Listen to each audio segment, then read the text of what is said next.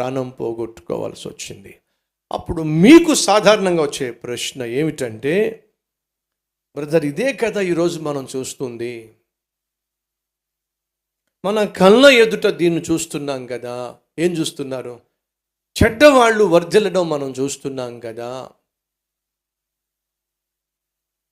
చెడ్డవాళ్ళు స్థిరపడడం మనం చూస్తున్నాం కదా, చెడ్డవాళ్ళకి ఏ కష్టం లేకపోవడం మనం చూస్తున్నాం కదా, చెడ్డవాళ్ళు హాయిగా బ్రతికేయడం చూస్తున్నాం కదా, చెడ్డవాళ్ళు హ్యాపీగా బ్రతికేయడం మనం చూస్తున్నాం కదా అనే ప్రశ్న మీరు వేయొచ్చు. ఇదే ప్రశ్న మీకే కాదు, మనకే కాదు, ఆశ అనేటటువంటి వ్యక్తికి కూడా ఈ ప్రశ్న వచ్చింది. చూద్దాం రండి. 73వ కీర్తన.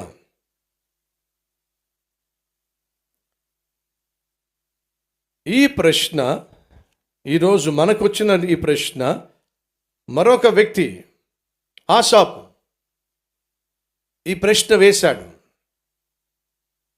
ఏమంటున్నాడు? 3వ వచనం నుంచి ఆసాపు అంటున్నాడు, భక్తిహీనుల క్షేమము నా కంటబడినప్పుడు గర్వించు వారిని బట్టి నేను మత్సరపడి తిని. భక్తిహీనులు క్షేమంగా ఉండడం నేను చూస్తున్నా. వాళ్ళు చచ్చిపోయేటప్పుడు కూడా పెద్ద యాతన పడకుండా, పెద్ద రోగాలు లేకుండా ప్రశాంతంగా చచ్చిపోవడం కూడా నేను చూస్తున్నా. వారు ఆరోగ్యంగా పుష్టిగా ఉండడం నేను చూస్తున్నా. ఇతరులకు కలుగు ఆపదలు ఇబ్బందులు వారికి కలగడం లేదు. ఇతరులకు పుట్టినట్లు వారికి తెగుళ్ళు పుట్టడం లేదు. కావున గర్వము కంఠహారము వలె వారిని చుట్టుకొనుచున్నది, వస్త్రము వలె వారు బలత్కారము ధరించుకొందురు. క్రొవ్వు చేత వారి కన్నులు మెరకలై ఉన్నవి, వారి హృదయాలోచనలు బయటకి కానవచ్చుచున్నవి. ఎగతాళి చేయుచు బలత్కారము చేత జరుగు కీడును గూర్చి వారు మాట్లాడుదురు, గర్వముగా మాట్లాడుదురు. ఆకాశము తట్టు వారు ముఖము ఎత్తరు, ఆకాశము తట్టు వారు ముఖము ఎత్తుదురు. వారి నాలుక భూసంచారము చేయును, వారి జనము వారి పక్షమున చేరును, వారు జలపానము సమృద్ధిగా చేయుదురు. దేవుడు ఎట్లు తెలిసి కొనును? మహోన్నతునికి తెలివి ఉందా అని వారు అనుకొందురు. మేము చేసే పాపిష్టి పనులు దేవుడికి ఎప్పుడు తెలియాలి?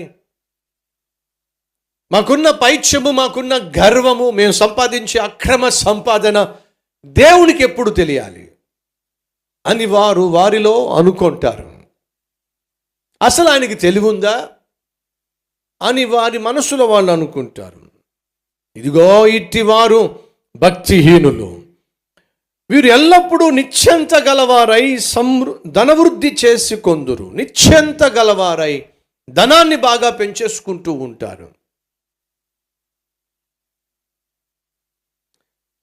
అటువంటి సమయంలో ఆసాపుకు ఒక ప్రశ్న వచ్చింది. ఏమిటంటే, నేనేమో నీతిగా జీవించాలి, యథార్థంగా జీవించాలి, ఆత్మీయంగా జీవించాలి, న్యాయంగా సంపాదించాలి, దేవుడు అనేవాడు ఉన్నాడు, సమస్తము చూస్తున్నాడు అనే భయముతోనూ భీతితోనూ నేను జీవించాలి. కానీ వాళ్ళేమో దేవుడు అంటే భయం లేకుండా, భక్తి లేకుండా, భీతి లేకుండా ఇష్టం వచ్చినట్టుగా జీవిస్తూ వర్ధిల్లిపోతూ ఉంటే నాకు అనిపిస్తుంది, అవసరమా?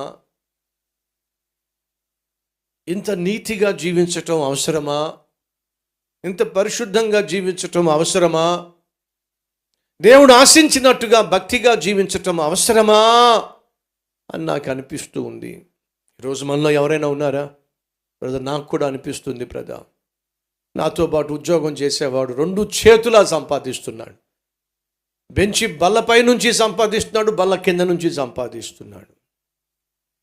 వాడు నాతో పాటు ఉద్యోగంలో జాయిన్ అయ్యాడు. వాడు కారు కొనేశాడు, వాడి భార్యకు ఒక కారు కొన్నాడు, బిడ్డలకు బైకులు కొన్నాడు. నేను ఇప్పటికీ కూడా స్కూటర్ మీద వెళ్తున్నాను. వాడు నా కళ్ళ ముందు ఆ విధంగా వర్ధిల్లుతూ ఉంటే, వాడు నా కళ్ళ ముందు ఆ విధంగా ఆస్తిని పెంపొందించేసుకుంటూ ఉంటే, నా కళ్ళ ముందు వాడు సుఖము, సౌఖ్యము, సంతోషము కలిగి వర్ధిల్లుతూ ఉంటే, నేనేమో న్యాయంగా యథార్థంగా జీవిస్తూ అటు పిల్లలకు వారి కాలేజీ ఫీజులు సరిగా కట్టలేక, సొంతంగా ఇల్లు కొనుక్కోలేక, నా భార్యకు ఉన్నటువంటి చిన్న చిన్న కోరికలు కూడా తీర్చలేక, నీతి, నిజాయితీ, ఆత్మీయత, పరిశుద్ధత అని వీటితో నా జీవితాన్ని గడపడం అంత అవసరమా? ఈరోజు మనలో ఎవరైనా ఆ ప్రశ్న వేస్తున్నారా? అటువంటి ప్రశ్న కలిగి ఉన్నారా?